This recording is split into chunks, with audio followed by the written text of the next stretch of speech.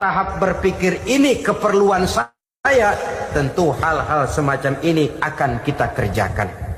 Kita belum tergerak melaksanakan ini semua oleh karena barangkali kita merasa belum memerlukannya. Karena itu marilah kita berusaha di samping melaksanakan puasa yang wajib, juga melaksanakan puasa yang sunnah di dalam kehidupan kita. Ini jenis puasa-puasa yang sunnah. Kemudian yang kedua, ada macam puasa yang disebut puasa nazar. Hukum pelaksanaannya wajib apabila nazarnya sudah terwujud. Puasa nazar, puasa yang dikaitkan dengan suatu persoalan.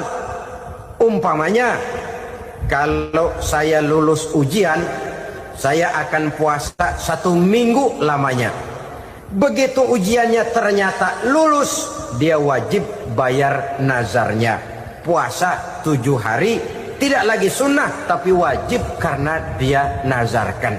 Asal saja tidak sah nazar kepada yang makruh apalagi kepada yang haram. Umpamanya nazar, kalau tembus 6 nomor mau puasa 3 hari. Itu nazar semacam itu bukan saja tidak sah tapi haram hukumnya. Tidak boleh nazar kepada yang makruh apalagi kepada yang haram. Jadi apabila maksud yang sudah kita niatkan tercapai, wajiblah nazar itu dibayar, yaitu kalau nazarnya sunnah melaksanakan ibadah puasa.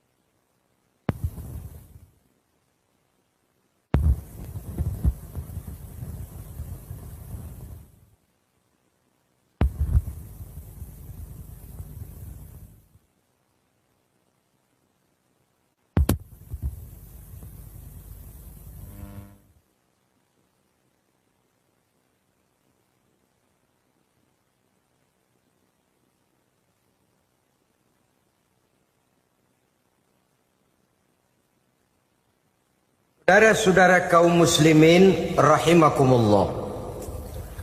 Jenis puasa yang ketiga kita kenal dengan puasa wajib. Dan ini kita laksanakan pada bulan suci Ramadan. Tentang teknis pelaksanaan ibadah puasa di bulan Ramadan sudah pernah saya bicarakan pada pertemuan tentang Ramadan dan Idul Fitri.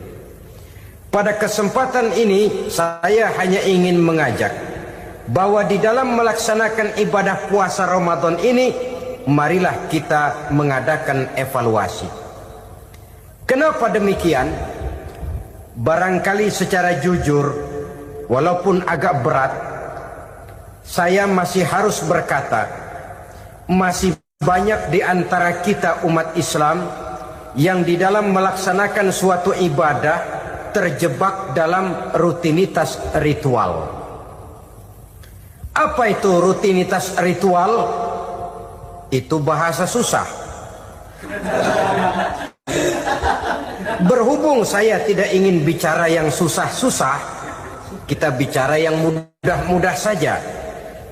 Maksud saya, banyak di antara kita umat Islam yang di dalam melaksanakan suatu ibadah itu hanya dengan prinsip asal sekadar gugur kewajiban saja. Akibatnya, sampai sejauh mana ibadah itu berhasil membentuk kepribadian diri kita, kita jarang mengadakan evaluasi dan penilaian. Salat yang penting gugur kewajiban. Puasa yang penting sudah gugur kewajiban. Haji yang penting sudah gugur kewajiban. Maka jangan heran kalau itu yang jadi prinsip, ibadah lantas tidak punya dampak dalam membentuk kepribadian diri. Banyak orang yang rajin sholat tapi munkarnya jalan terus. Sampai kadang-kadang kita bingung, yang sembahyang dia, yang nyolong dia. Puasanya kelihatannya tekun tapi tidak punya kepekaan sosial. Sama yatim piatu bersifat masa bodoh, sama fakir miskin malah gemes. Tidak lantas tumbuh kepekaan sosial walaupun dia sudah ikut merasakan tidak enaknya lapar dan haus.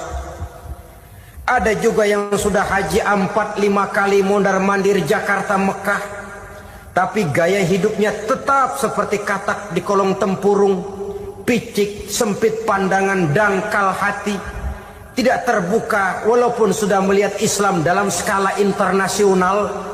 Yang dia lihat, yang dia saksikan, yang dia pandang tidak sanggup menggugah dan mengubah jiwanya, tidak bisa mewarnai pandangan hidupnya. Inilah akibatnya kalau ibadah hanya dikerjakan dengan prinsip asal sekadar gugur kewajiban. Hasilnya yaitu tadi, hajinya cuma menang topi putih sama serban. Sholatnya cuma prinsip asal gugur kewajiban.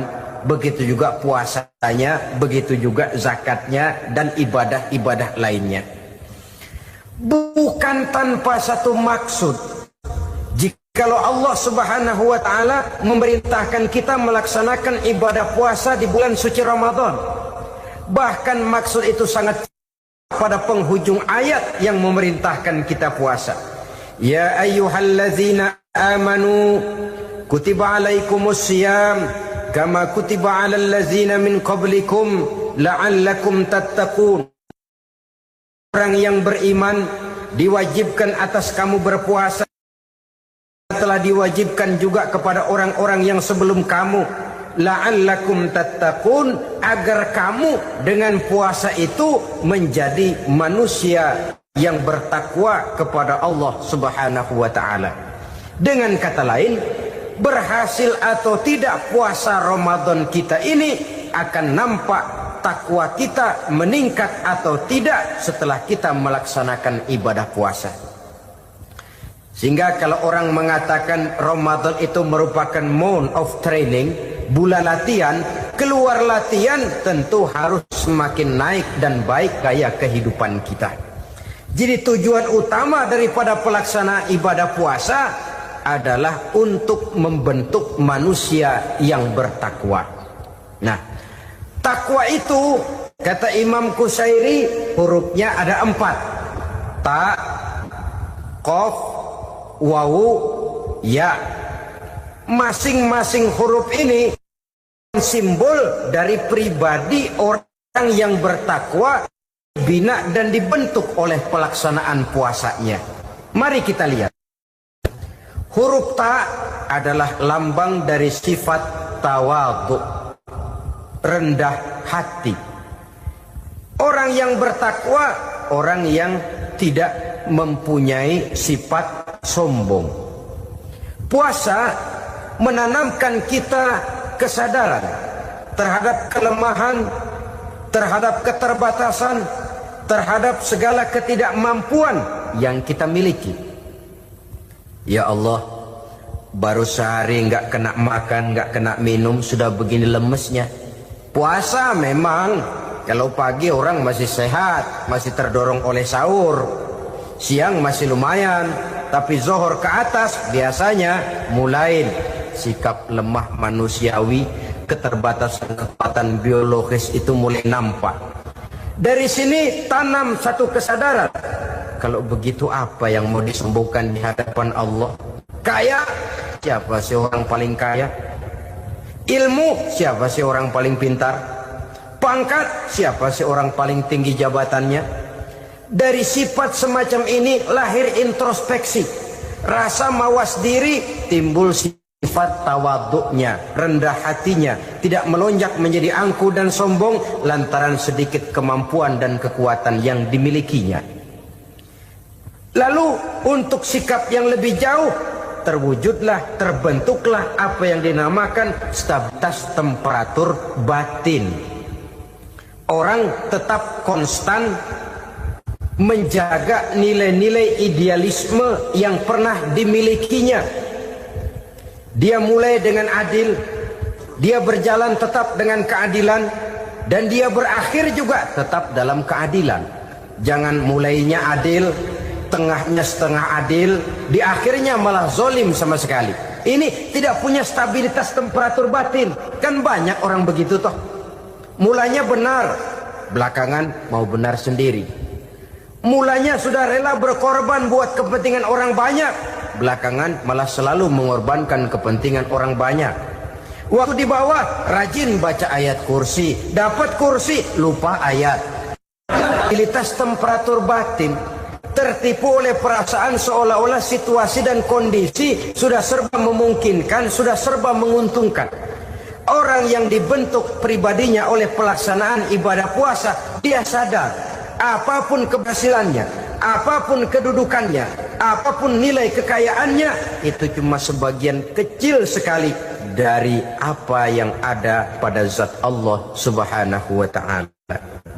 Hati tidak takabur, sesuai dengan namanya takabur dari kalimat takabbaro ya takabbaru, membesar-besarkan diri. Orang yang suka membesar-besarkan diri, orang yang tidak yakin bahwa dirinya orang besar, lalu dibesar-besarkan dirinya. Sebenarnya itu sudah satu sikap di mana dia tidak percaya kepada diri sendiri. Dirinya sebenarnya bukan apa-apa, cuma ingin dianggap besar, lalu dibesar-besarkan.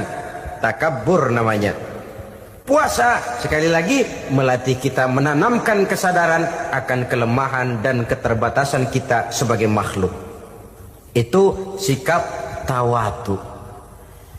Fir'aun, sudah tahu Fir'aun, lama-lama dia jadi raja, lupa diri dan lupa daratan, melonjak menjadi angkuh dan sombong, sampai kepada puncak kekurang ajarannya, memproklamirkan dirinya menjadi Tuhan.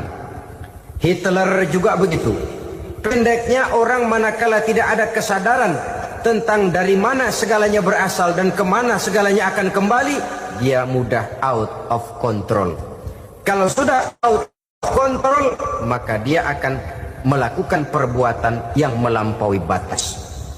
Itu yang pertama. Jadi orang takwa, orang yang rendah hati, salah satu tujuan daripada pelaksanaan ibadah puasa menanamkan sikap rendah hati. Dari sikap rendah hati ini yang timbul lalu apa? Kepekaan sosial. Kalau saya puasa, saya sudah merasakan bagaimana tidak enaknya lapar. Saya sudah merasakan bagaimana tidak enaknya haus. Tapi bagaimanapun, saya lapar cuma sebentar, saya haus cuma sebentar. Selesai maghrib, lapar saya hilang, haus saya hilang.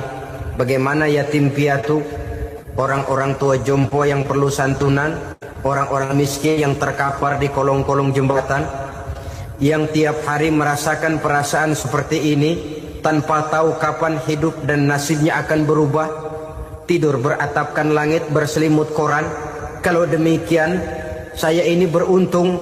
Kalau demikian, apa yang bisa saya lakukan untuk mereka? Kepekaan sosial ini lalu timbul dalam apa yang orang sekarang namakan solidaritas kesetiakawanan sosial.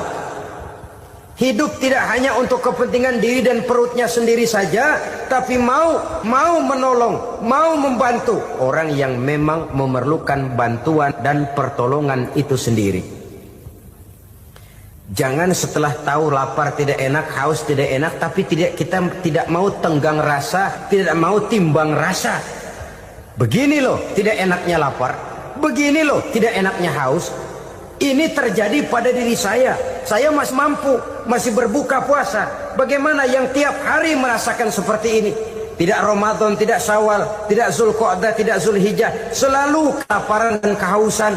Dari sana timbul kepekaan sosial.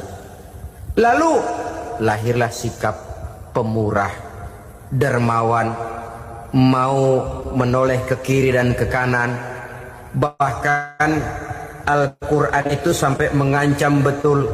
Ara'aita allazi yukadzibu bid-din fadzalika allazi yad'ul yatim wa la mendustakan agama. Islam mendustakan Islam. Salat ya, tapi mendustakan salat. dia tapi mendustakan puasa. Siapa mereka itu? Fadzalikal ladzi yad'ul yatim. Merekalah orang-orang yang meninggalkan anak-anak yatim. Wa la yahuddu ala ta'amil miskin, dan tidak pernah memberi pertolongan, tidak memerintahkan memberi makan kepada fakir miskin, walaupun dia berada pada posisi dan kondisi yang memang dia mampu. Nah, kalau dia tidak mampu itu lain soal. Dia mampu, dia tahu, dan dia diam saja, itu termasuk yukadzibu biddin, orang-orang yang mendustakan agama. Berlindung kita kepada Allah, jangan sampai termasuk ke dalam kelompok itu. Yang kedua, saudara, huruf takwa itu qaf. Qaf adalah lambang dari sifat qanaah. Qanaah artinya merasa cukup.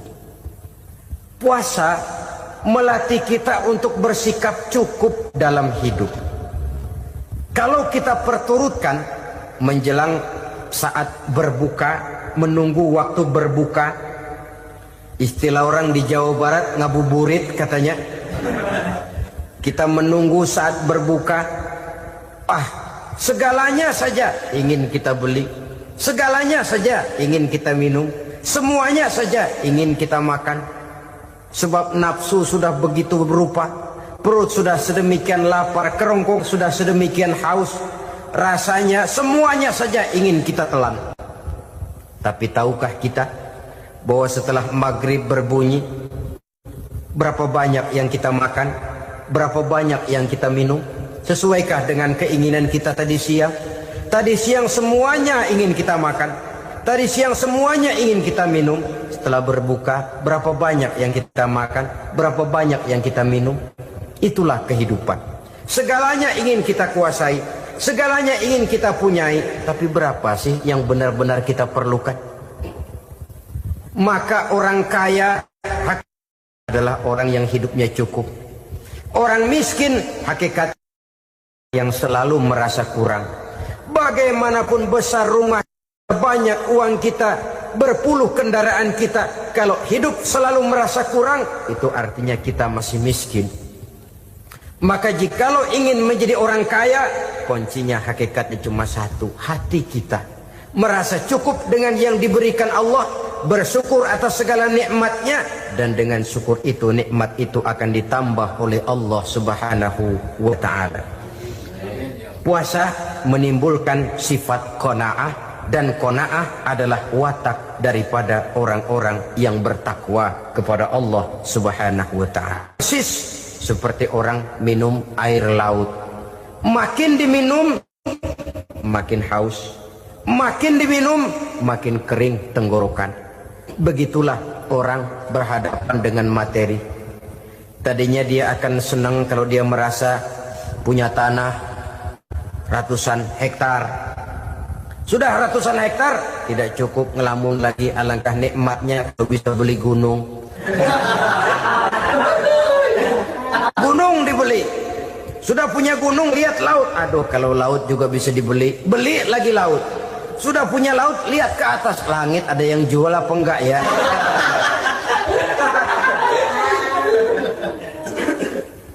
Seperti orang berhadapan dengan air laut yang makin diminum makin membuat kita haus dan makin kering tenggorokan ini. Maka itu harus dihentikan. Sikap untuk menghentikan itu tidak lain adalah dengan sifat qanaah itu tadi. Merasa cukup dengan apa yang diberikan Allah, mensyukuri nikmatnya. Itu yang kedua. Yang ketiga, pada kalimat takwa ada huruf wawu. Wawu adalah simbol dari sifat wara dengan ain. Wara, orang yang terpelihara dirinya baik dari yang subuhat, lebih-lebih dari yang haram. Subuhat, saudara tahu, barang yang remeng-remeng. Tapi sungguh pun remeng-remeng, kira-kira prosentasenya 70-30. 70% haram, 30% kemungkinan halalnya. Maka yang subuhat lebih baik dijauhi daripada diambil. Orang yang punya kepribadian wara, dirinya terpelihara, jangankan dari yang haram, dari yang subuhat saja dia sanggup menjaga dan memelihara dirinya. Oleh karena itu saya heran, kalau orang di bulan Ramadan dia sanggup menjaga diri di waktu siang dari jenis makanan yang halal, dari jenis minuman yang haram. Ada tahu nganggur di meja siang, enggak dia makan. Ada air teh nganggur di meja siang, enggak dia makan. Padahal itu jenis makanan dan minuman yang halal. Tapi ketika datang maghrib, dia berbuka dengan makanan yang dibeli dari uang yang dihasilkan dengan cara yang haram. Bukankah itu sesuatu yang terbalik? Bukankah dengan demikian sudah tidak lagi menimbulkan sikap yang bisa memelihara dan menjaga kepribadian diri? Orang yang membiasakan diri terpelihara dari yang syubhat apalagi yang haram, maka baik yang dipakainya, yang diminumnya, yang dimakannya terdirilah dari barang-barang yang baik yang dihalalkan oleh agama. Wara. Kemudian yang keempat, pada huruf kalimat takwa ada huruf yakin. Huruf ya, simbol dari sifat yakin. Orang yang puasa dibentuk kepribadiannya mempunyai satu keyakinan yang tangguh. Dan keyakinan adalah ciri daripada orang yang takwa. Kita lihat, yang dipanggil melaksanakan ibadah puasa ini kan iman. Karena memang sulit untuk melaksanakan puasa kalau tidak iman yang jadi dasar. Setidaknya seperti sudah pernah saya sampaikan, ibadah puasa ini memang sulit terkena penyakit show. Kalau kita sholat barangkali terangsang karena kelihatan orang lain. Kalau kita pergi haji mungkin jadi sugesti karena orang banyak tahu. Kalau kita bayar kita jadi terangsang karena banyak orang lihat. Tapi kalau sudah puasa itu kan yang tahu cuma kita dan Allah saja. Ya, kita sholat, orang lain lihat, kita jadi rada semangat. Kita pergi haji, orang lain banyak ngantar, kita semangat. Kita bayar zakat, orang lain banyak saksikan, kita bersemangat. Tapi kita puasa, siapa yang mau nyaksiin kita puasa? Siapa yang mau memuji kita puasa? Siapa yang mau menyanjung kita puasa? Itu cuma urusan kita dan Allah. Oleh karenanya, dasar daripada pelaksanaan ibadah yang harus mencedik tenggorokan segalanya jadi nikmatan. Tidak ada kerja yang lebih indah selain kerja yang didasarkan kepada satu keyakinan bahwa yang kita kerjakan itu adalah sesuatu yang benar. Dalam hal ini sesuatu yang diperintahkan oleh Allah Subhanahu wa taala kepada kita. Saudara-saudara kaum muslimin rahimakumullah. Demikianlah titik evaluasi kita. Jangan berpuasa hanya dengan prinsip asal sekadar menggugurkan kewajiban saja, yang akan berakibat Ramadan tahun ini berakhir begitu, Ramadan terjebak menjalani rutinitas ritualnya saja. Bahkan kadang-kadang yang nyata betul, Nabi menganjurkan tingkatkan ibadah pada 10 hari yang akhir di bulan Ramadan. Tanggal 20 sampai akhir Ramadan. Yang kita praktekkan malah kegiatan ibadah kita justru menurun pada 20 Ramadan yang akhir. Coba lihat 20 Ramadan ke atas. Itu pasukan tarawih paling kelas 60-70 tahun ke atas. Kemana yang lain sudah berpikir menghadapi lebaran, berpikir pulang mudik, berpikir macam-macam. Akibatnya konsentrasi ibadah lalu buyar. Dianjurkan Rasul tingkatkan ibadah pada 10 hari yang terakhir. Kita malah makin ke akhir makin lancip.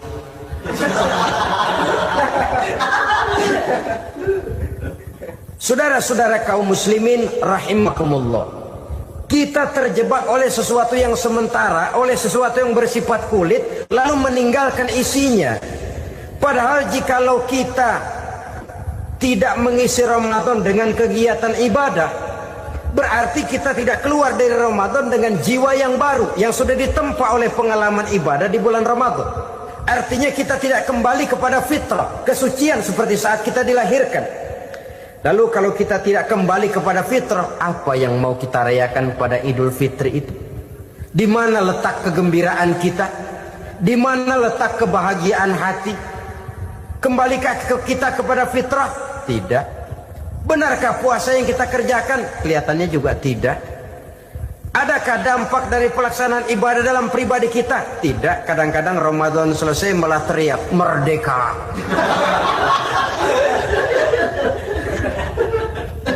Kalau tadinya Ramadan dia merasa terhalang, mau keluar siang, mau makan siang, bulan puasa, mau minum siang, bulan puasa, mau gandengan, bulan puasa.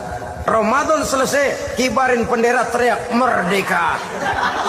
Lalu kembali merajalela. Saudara-saudara, dampaknya tidak akan kelihatan. Padahal puasa yang baik, la'allakum tattaqun, membentuk manusia yang bertakwa kepada Allah Azza wa Jalla.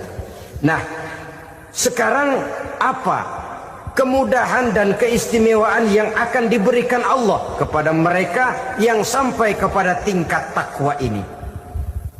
Al-Quran menjelaskan, pertama, may yattaqillaha yaj'al lahu makhraja. Barang siapa yang bertakwa kepada Allah Subhanahu wa taala, maka dia akan diberikan makhraja. Makhraja itu jalan keluar dari segala macam kesulitan. Jalan keluarnya ada saja. Menurut ukuran kemampuan dia tidak mungkin, mustahil, tidak bisa, mana mungkin. Tapi pada waktunya ada saja jalan keluarnya. Termasuk jenis yang yaj'al lahu makhraja. Orang yang bertakwa kepada Allah selalu diberikan jalan keluar dari segala kesulitan yang dihadapinya. Siapa sih orangnya yang tidak pernah sulit dalam hidup? Siapa orang yang tidak pernah mengalami kesulitan? Tapi kadang orang menilai, itu kelihatannya hidupnya enak aja ya, kayaknya gak pernah mengalami kesulitan. Sebenarnya bukan tidak pernah mengalami kesulitan, Allah selalu memberikan jalan keluar dari segala kesulitan yang dihadapinya. Nah, kalau Allah yang memberikan jalan keluar, tentu sangat mudah sekali. Orang yang bertakwa diberikan jalan keluar dari segala macam kesulitan. Satu. Yang kedua, wa yarzuqhu min haitsu la yahtasib. Dia akan diberikan rezeki oleh Allah dengan jalan yang tidak disangka-sangka. Rezekinya datang dengan cara yang tidak disangka-sangka. Gajinya mungkin kecil, tapi penghasilannya gede. Kan itu yang penting.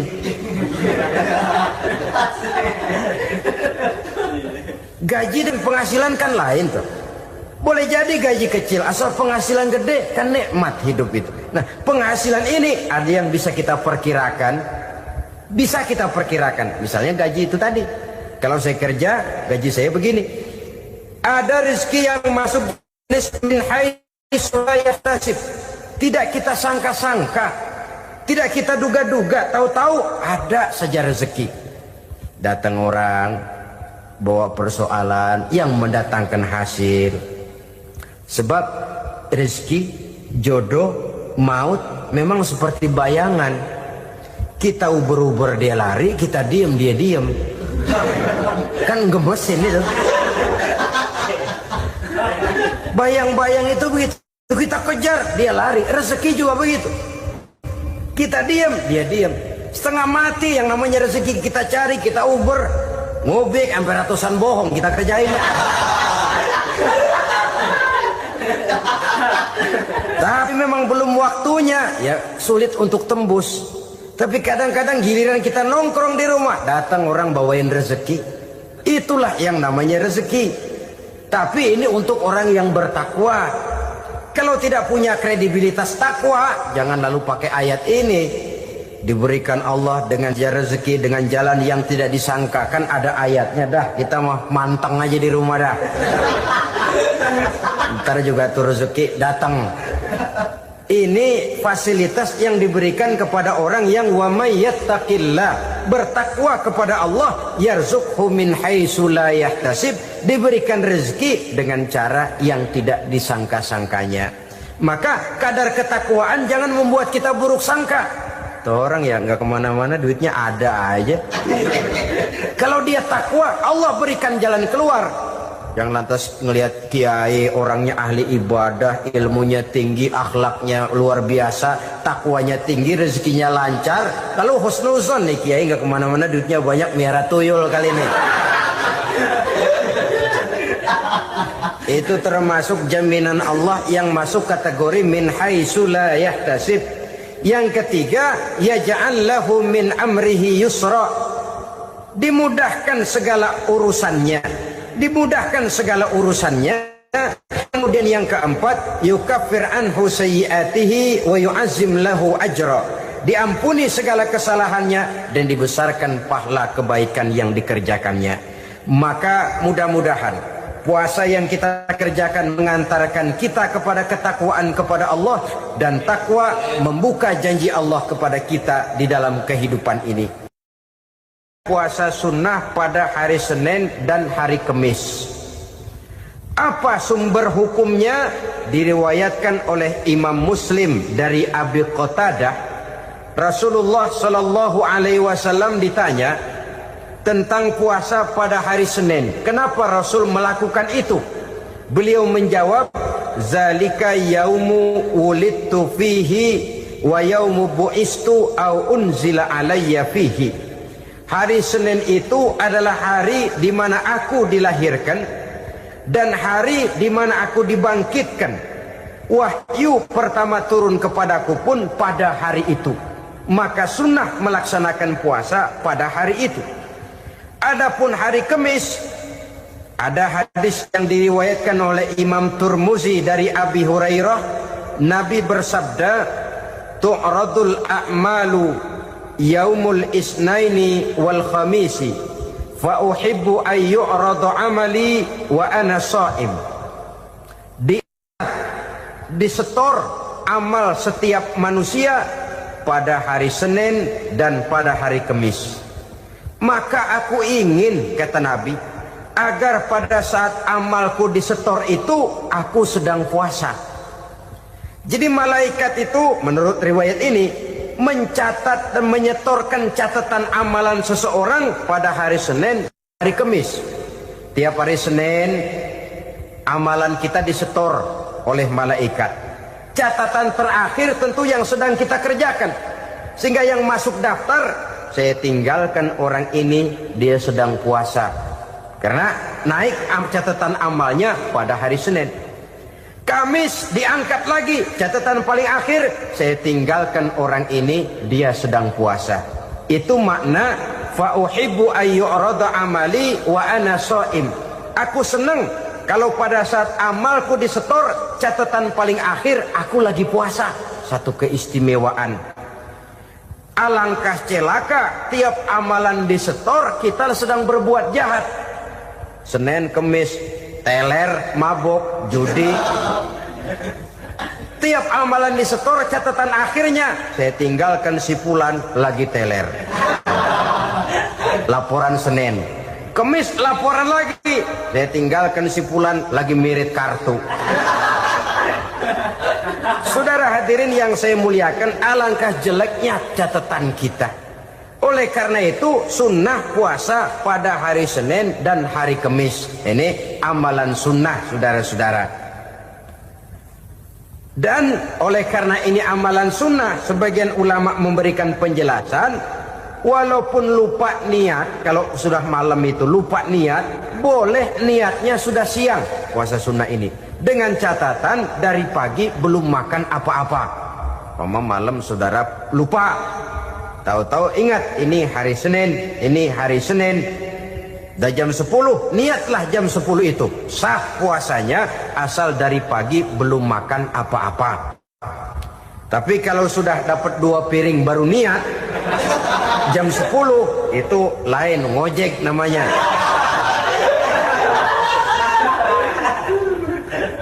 Allah Subhanahu wa ta'ala akan memuliakannya dengan 10 macam perkara. Saudara, ini keuntungannya. Yang pertama, orang yang puasa di hari-hari 10 bulan Zulhijjah diberikan al-barakah fi umrihi, diberikan keberkahan pada umurnya. Setiap kita ingin memperoleh umur yang berkah. Umur yang berkah itu yang bagaimana? Apa yang jumlahnya panjang? Mungkin. Tetapi yang jelas umur yang berkah ini adalah umur yang bisa dipertanggungjawabkan di hadapan Allah Subhanahu wa taala. Artinya umur yang diisi penuh dengan kebajikan, umur yang diisi dengan segala macam kegiatan ibadah, dan umur yang dengan demikian sungguh pun kita sudah mati, jasad terkubur dalam tanah, nama kita akan tetap hidup, dikenal orang oleh karena kebajikan yang kita kerjakan.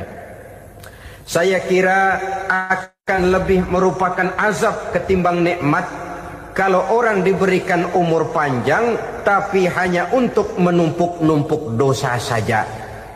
Kan lebih baik mana? Umur pendek banyak pahala, umur panjang banyak dosa. Lebih baik mana? Saya yakin yang paling baik tentu umur panjang banyak pahala. Paling sial umur pendek dosa melulu. Sudah diberikan umur pendek tidak seberapa, dosa berlipat ganda. Itu kalau orang kampung bilang tekor namanya. Rugi. Umur pendek hanya untuk menumpuk-numpuk dosa. Boleh jadi kalau umat-umat zaman dulu, saudara, mereka diberikan umur panjang. Nabi Adam, kita tahu Nabi Adam itu 2000 tahun umurnya. Nabi Nuh 950 tahun. Umatnya ya rata-rata segitu itu. Nah, kalau mereka misalnya punya umur 800 tahun, lalu 200 tahun mereka melakukan dosa, kan masih punya restan 600 tahun untuk taubat. Karena umurnya diberikan jatah panjang. Kita ini oleh Allah Subhanahu wa taala, umat Nabi Muhammad ini umurnya pendek-pendek. Kalau nyontoh Nabi 63 tahun saja. Kalau diberikan 70 tahun umur kita sekarang, itu sudah dapat jatah lebih 7 tahun. Alhamdulillah bahwa Allah memberikan saat-saat, waktu-waktu, tempat-tempat yang punya nilai istimewa, sehingga umur yang pendek ini bisa bernilai panjang, nilai ibadahnya bisa bernilai pahala seperti umat yang berumur panjang dahulu itu. Karena itu manfaatkan umur dengan baik, dan salah satu keberkahan daripada umur akan datang dengan melaksanakan ibadah puasa sunnah. Ini yang pertama. Yang kedua, az-ziyadatu fi malihi, berikan tambahan hartanya, menjadi orang kaya. Kaya apa? Kaya hati setidak-tidaknya. Karena dengan tekun dan rajin melaksanakan ibadah puasa, yang segera tertanam dalam jiwa seseorang merasakan cukup di dalam kehidupan. Itulah dia orang yang paling kaya, orang yang hidupnya paling cukup. Kalau orang sudah merasa cukup dalam hidupnya, maka itulah dia orang yang kaya. Saudara-saudara kaum muslimin rahimakumullah, puasa sunnah memberikan tambahan harta, usahanya berkembang, dengan demikian membawa keberkahan, hartanya makin bertambah, akan menunjang ibadahnya kepada Allah, lebih memantapkan dan membawa ketenangan dalam hidupnya. Itu termasuk berkahnya melaksanakan puasa sunnah itu. Yang ketiga, al-hifzu fi iyalihi, diberikan penjagaan, perlindungan terhadap keluarganya, anaknya sehat, sanak famili dan handai tolannya terjaga dan terpelihara dari segala malapetaka, dari segala mara bahaya, kesehatannya terjamin dan terpelihara. Itu sudah merupakan modal yang sangat besar di dalam kita mengarungi kehidupan. Sebab rasanya sulit untuk bahagia, duit kita banyak sekali, usaha kita selalu mendatangkan untung yang berlipat ganda. Tapi sebentar-sebentar anak kita sakit, yang ampek, yang korengan, yang kena musibah, ndak tak karu-karuan sakit, berobat sampai jutaan rupiah. Itu kan sudah tidak membawa kebahagiaan. Uang masuk yang begitu banyak jumlahnya, habis akhirnya untuk berobat saja. Sebenarnya hitung-hitung ya seri-seri juga. Usaha berhasil, duit banyak, habis untuk berobat. Lah sama juga saudara-saudara. Jadi dengan demikian, biar duit kita banyak, asal keluarga pada sehat saja, udah enak bener itu. Duit banyak, ekonomi cukup, keluarga sehat, nikmat rasanya menjalani kehidupan ini. Yang kiamat sudah duit kagak barang seperak, keluarga ampek semua. Kiamat sudah. Saudara hadirin yang saya hormati, jadi yang ketiga, Allah memberikan pemeliharaan terhadap keluarganya. Satu kali orang dipelihara Allah, tidak satu kekuatan pun yang bisa mencelakakan. Satu kali orang disengsarakan Allah, tidak satu tenaga pun yang mampu menyelamatkannya. Itulah sebabnya perlindungan Allah, pemeliharaan Allah terhadap diri dan keluarga sangat kita perlukan di dalam kehidupan ini. Dengan melaksanakan ibadah puasa, kita mendekatkan diri kepada Allah. Dengan dekat kepada Allah, maka Allah pun dekat kepada kita. Sehingga dalam hadis qudsi dikatakan, ta'arraf ilallahi firraha ya'rifka fi syiddah. Ingatlah kepada Allah di waktu kamu senang, agar Allah ingat kepada kamu di waktu kamu susah. Yang kita laksanakan kadang-kadang sebaliknya. Waktu susah kita ingat Allah, waktu senang kita lupa Allah. Akhirnya nanti pada waktu kita melarat, kebelangsak, susah dan sebagainya, pertolongan tidak akan datang kepada kita. Benar, ta'araf ilallah firraha ya'rifka fi syiddah. Ingatlah kepada Allah di waktu kamu susah, ingatlah kepada Allah di waktu kamu senang, agar Allah ingat kepadamu di waktu kamu mendapat kesusahan. Umumnya watak manusia memang kalau sudah dapat susah, ingat kepada Allah. Waktu duduk, waktu berbaring, sambil tidur, dalam segala keadaan Allah disebutnya, Allah dimintakan pertolongannya. Tapi dikala dia berada pada posisi di atas angin, merasa senang, bahagia, Allah terlupakan.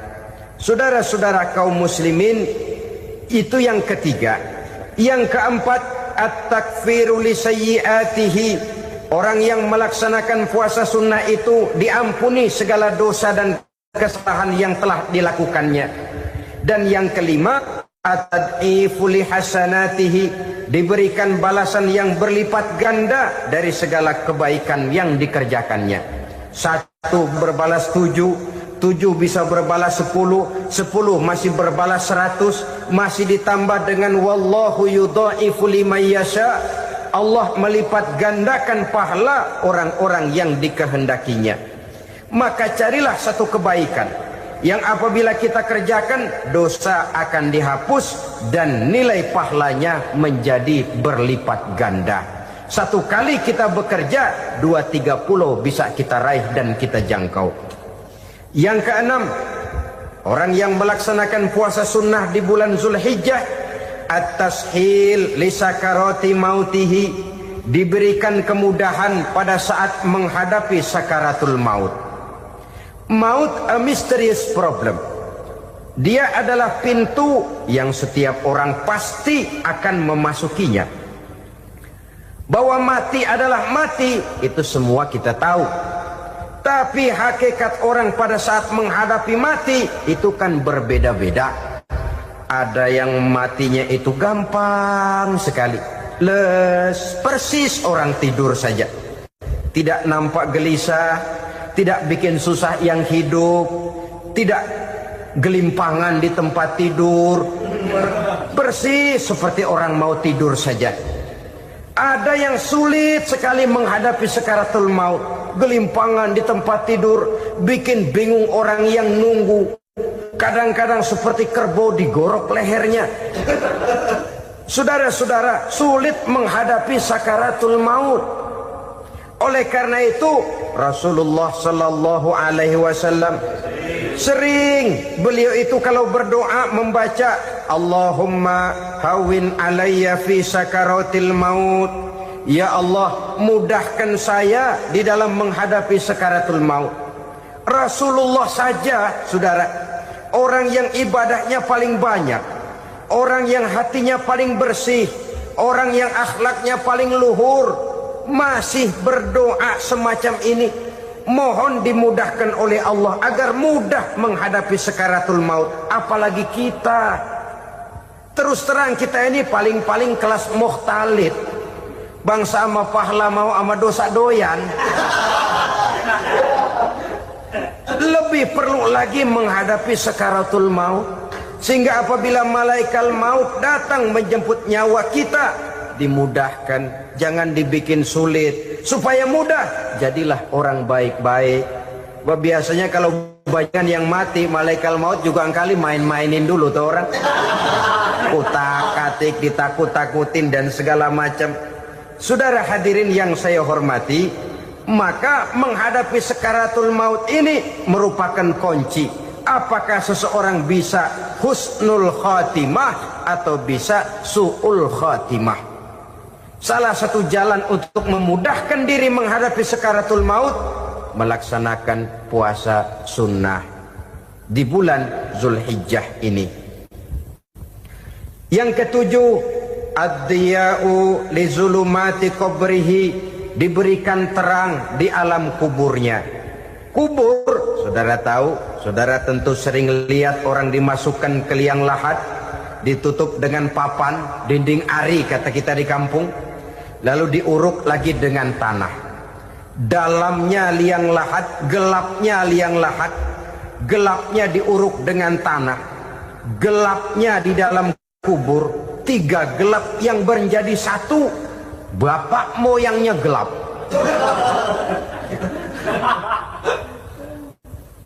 Puasa sunnah ini merupakan terang di alam kubur kita nanti. Yang kedelapan, at-tasqil limizanihi, diberikan keringanan pada timbangan di hari akhirat nanti. Bahwa setelah dibangkitkan dari kubur, setiap kita akan menghadapi perhitungan, akan ditimbang segala macam kebaikan dan segala macam kejahatan yang pernah kita lakukan di dalam kehidupan.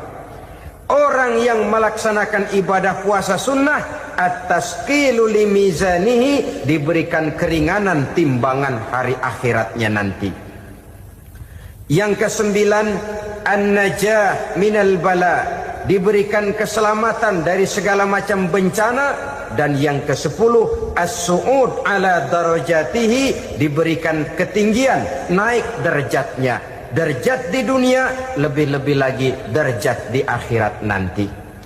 Ini keutamaan yang diberikan Allah Subhanahu wa ta'ala kepada mereka yang melaksanakan ibadah puasa 10 hari di bulan Zulhijjah menurut penjelasan sebagian dari para ulama kita. Jadi setelah puasa Muharram ada lagi puasa Zulhijjah. Kemudian puasa sunnah yang ketiga, puasa sunnah pada hari Senin dan hari Kamis. Apa sumber hukumnya? Diriwayatkan oleh Imam Muslim dari Abi Qatadah, Rasulullah sallallahu alaihi wasallam ditanya tentang puasa pada hari Senin. Kenapa Rasul melakukan itu? Beliau menjawab, zalika yaumu wulidtu fihi wa yaumu bu'istu au unzila alayya fihi.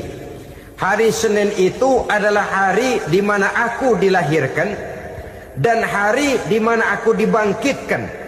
Wahyu pertama turun kepadaku pun pada hari itu. Maka sunnah melaksanakan puasa pada hari itu.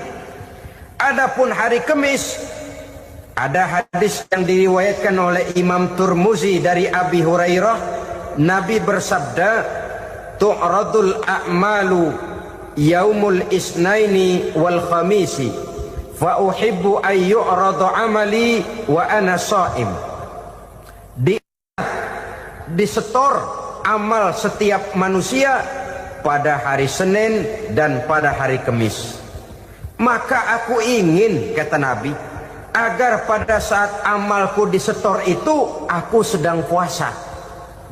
Jadi malaikat itu menurut riwayat ini mencatat dan menyetorkan catatan amalan seseorang pada hari Senin, hari Kamis. Tiap hari Senin amalan kita disetor oleh malaikat. Catatan terakhir tentu yang sedang kita kerjakan, sehingga yang masuk daftar, saya tinggalkan orang ini, dia sedang puasa, karena naik catatan amalnya pada hari Senin. Kamis diangkat lagi, catatan paling akhir, saya tinggalkan orang ini, dia sedang puasa. Itu makna fa uhibbu ayyurada amali wa ana shaim. Aku senang kalau pada saat amalku disetor, catatan paling akhir aku lagi puasa. Satu keistimewaan.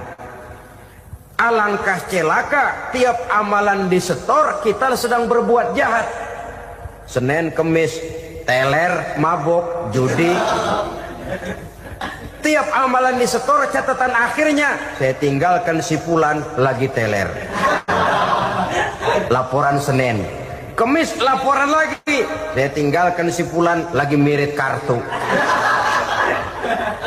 Saudara hadirin yang saya muliakan, alangkah jeleknya catatan kita. Oleh karena itu sunnah puasa pada hari Senin dan hari Kamis. Ini amalan sunnah, saudara-saudara. Dan oleh karena ini amalan sunnah, sebagian ulama memberikan penjelasan, walaupun lupa niat, kalau sudah malam itu lupa niat, boleh niatnya sudah siang puasa sunnah ini, dengan catatan dari pagi belum makan apa-apa. Malam saudara lupa, tahu-tahu ingat ini hari Senin, dah jam 10, niatlah jam 10 itu, sah puasanya asal dari pagi belum makan apa-apa. Tapi kalau sudah dapat 2 piring baru niat, jam 10 itu lain, ngojek namanya. Jadi puasa sunnah yang ketiga, puasa pada hari Senin dan hari Kamis. Yang keempat, puasa jenis sunnah yang keempat, puasa 6 hari di bulan Syawal.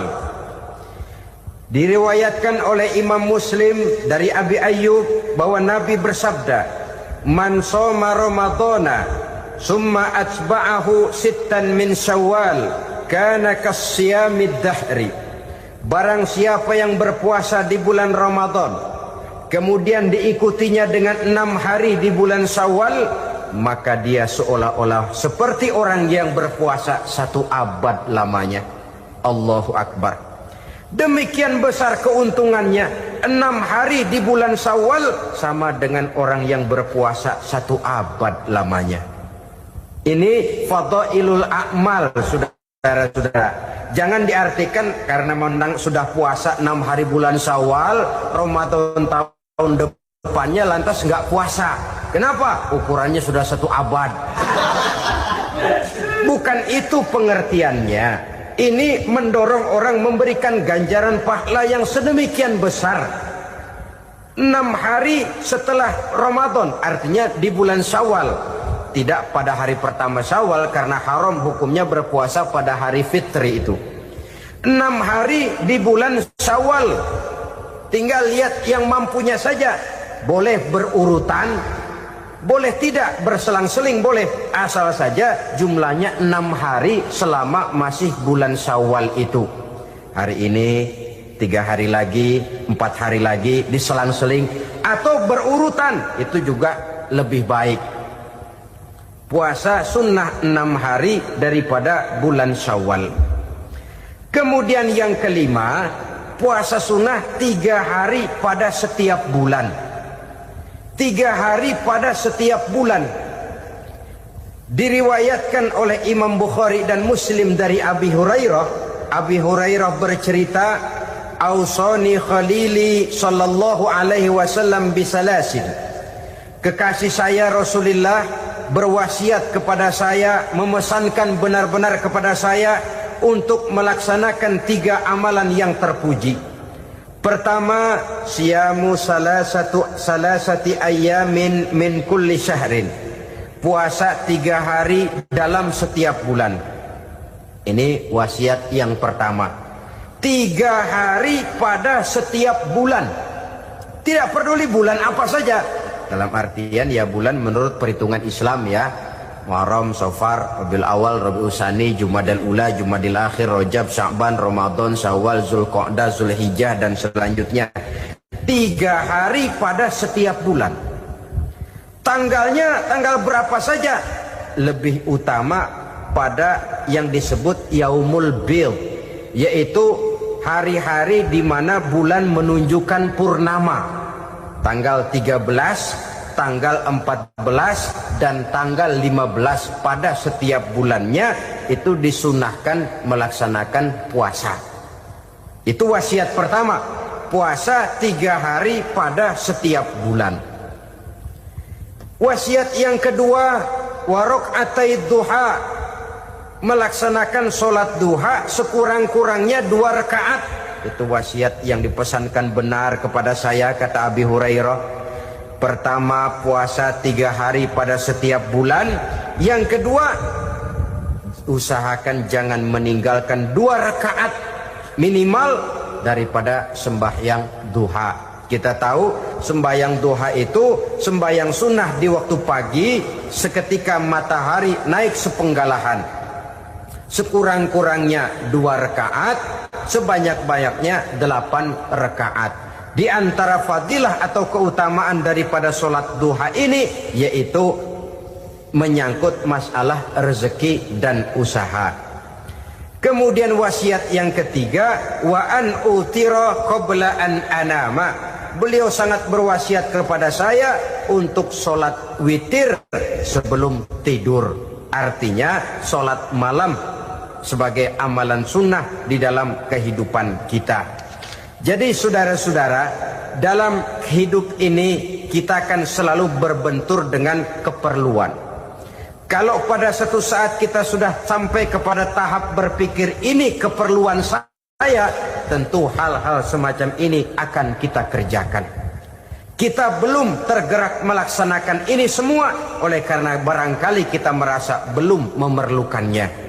Karena itu, marilah kita berusaha di samping melaksanakan puasa yang wajib, juga melaksanakan puasa yang sunnah di dalam kehidupan kita.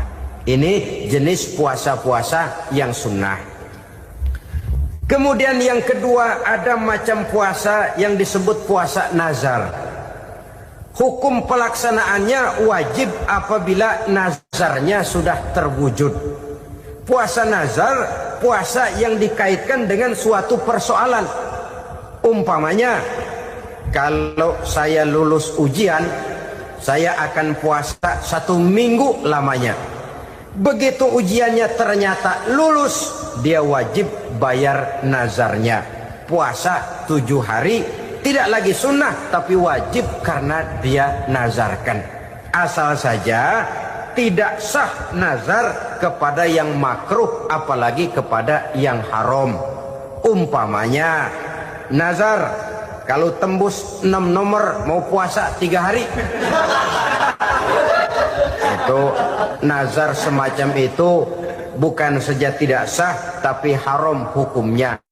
Tidak boleh nazar kepada yang makruh, apalagi kepada yang haram. Jadi apabila maksud yang sudah kita niatkan tercapai, wajiblah nazar itu dibayar, yaitu kalau nazarnya sunnah, melaksanakan ibadah puasa.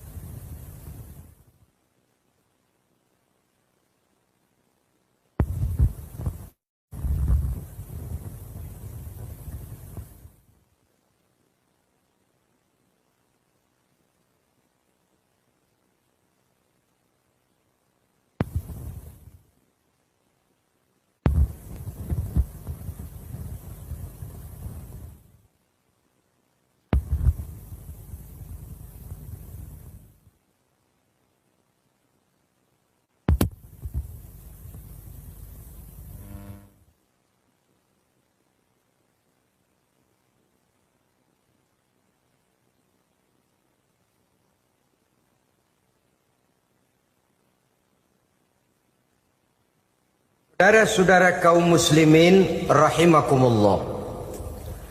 Jenis puasa yang ketiga, kita kenal dengan puasa wajib. Dan ini kita laksanakan pada bulan suci Ramadan. Tentang teknis pelaksanaan ibadah puasa di bulan Ramadan sudah pernah saya bicarakan pada pertemuan tentang Ramadan dan Idul Fitri. Pada kesempatan ini saya hanya ingin mengajak bahwa di dalam melaksanakan ibadah puasa Ramadan ini, marilah kita mengadakan evaluasi. Kenapa demikian? Barangkali secara jujur, walaupun agak berat, saya masih harus berkata, masih banyak di antara kita umat Islam yang di dalam melaksanakan suatu ibadah terjebak dalam rutinitas ritual. Apa itu rutinitas ritual? Itu bahasa susah. Berhubung saya tidak ingin bicara yang susah-susah, kita bicara yang mudah-mudah saja.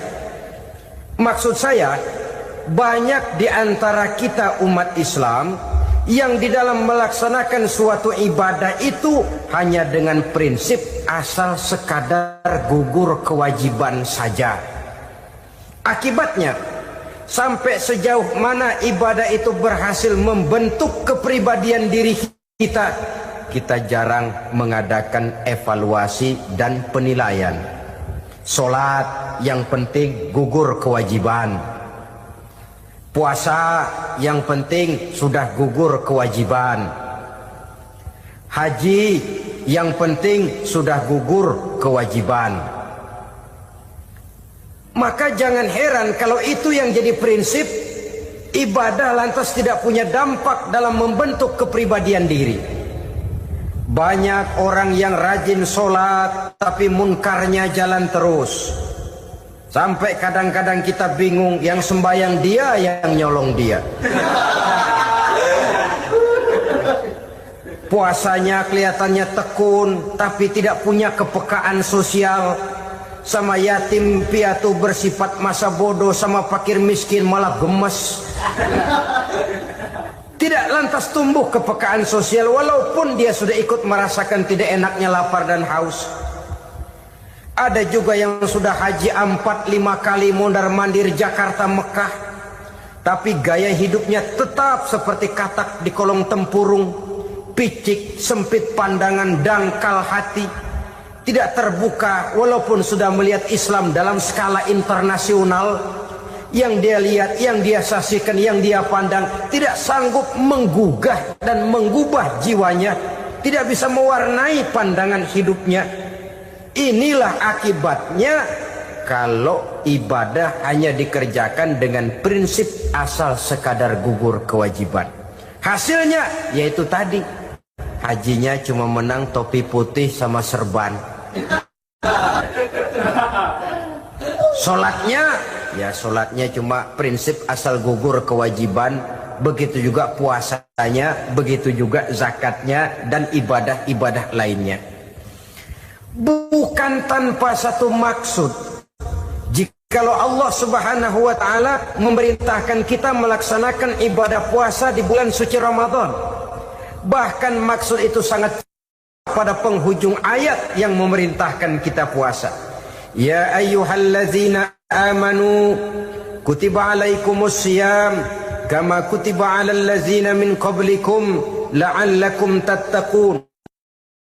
Orang yang beriman diwajibkan atas kamu berpuasa, telah diwajibkan juga kepada orang-orang yang sebelum kamu, la'allakum tattaqun, agar kamu dengan puasa itu menjadi manusia yang bertakwa kepada Allah Subhanahu wa ta'ala.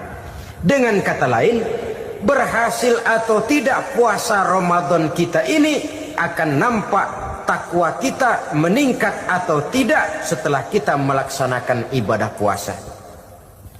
Sehingga kalau orang mengatakan Ramadan itu merupakan month of training, bulan latihan, keluar latihan tentu harus semakin naik dan baik gaya kehidupan kita. Jadi tujuan utama daripada pelaksana ibadah puasa adalah untuk membentuk manusia yang bertakwa. Nah, Takwa itu, kata Imam Qusairi, hurufnya ada 4. Ta, qaf, wawu, ya. Masing-masing huruf ini simbol dari pribadi orang yang bertakwa, bina dan dibentuk oleh pelaksanaan puasanya. Mari kita lihat. Huruf ta adalah lambang dari sifat tawadhu, rendah hati. Orang yang bertakwa, orang yang tidak mempunyai sifat sombong. Puasa menanamkan kita kesadaran terhadap kelemahan, terhadap keterbatasan, terhadap segala ketidakmampuan yang kita miliki. Ya Allah, baru sehari nggak kena makan, nggak kena minum, sudah begini lemesnya. Puasa memang, kalau pagi orang masih sehat, masih terdorong oleh sahur, siang masih lumayan, tapi zuhur ke atas biasanya mulai sikap lemah manusiawi, keterbatasan kekuatan biologis itu mulai nampak. Dari sini tanam satu kesadaran. Kalau begitu apa yang mau disembuhkan di hadapan Allah? Kaya, siapa sih orang paling kaya? Ilmu, siapa sih orang paling pintar? Pangkat, siapa sih orang paling tinggi jabatannya? Dari sifat semacam ini lahir introspeksi, rasa mawas diri, timbul sifat tawaduknya, rendah hatinya, tidak melonjak menjadi angkuh dan sombong lantaran sedikit kemampuan dan kekuatan yang dimilikinya. Lalu untuk sikap yang lebih jauh, terwujudlah, terbentuklah apa yang dinamakan stabilitas temperatur batin. Orang tetap konstan menjaga nilai-nilai idealisme yang pernah dimilikinya. Dia mulai dengan adil, dia berjalan tetap dengan keadilan, dan dia berakhir juga tetap dalam keadilan. Jangan mulainya adil, tengahnya setengah adil, di akhirnya malah zolim sama sekali. Ini tidak punya stabilitas temperatur batin. Kan banyak orang begitu toh. Mulanya benar, belakangan mau benar sendiri. Mulanya sudah rela berkorban buat kepentingan orang banyak, belakangan malah selalu mengorbankan kepentingan orang banyak. Waktu di bawah rajin baca ayat kursi, dapat kursi lupa ayat.